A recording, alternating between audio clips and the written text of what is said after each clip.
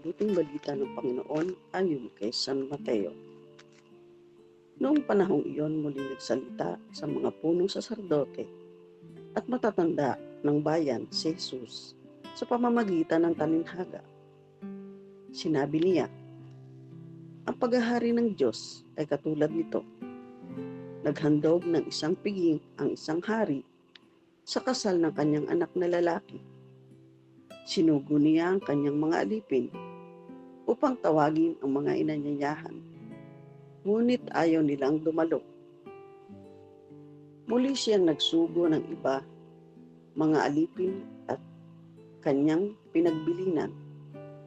Sabihin ninyo sa mga inanyayahan na naihanda ko na ang aking piging. Napatay na ang aking mga baka at mga pinatabang buya. At handa na ang lahat ng bagay. Halina kayo sa piging, ngunit hindi ito pinansin ng mga inanyayahan.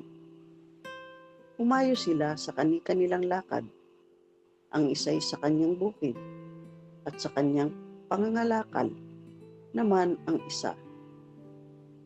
Sinunggaban naman ng iba ang mga alipin, hinamak at pinatay. Galit na galit ang hari.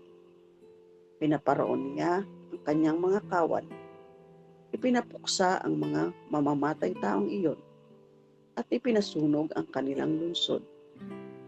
Sinabi niya sa kanyang mga alipin, nakahanda na ang piging, ngunit hindi karapat-dapat ang mga inanyayahan. Kaya't pumunta kayo sa mga lansangang matao at inyong anyayahan sa kasalan ang lahat ng makita ninyo.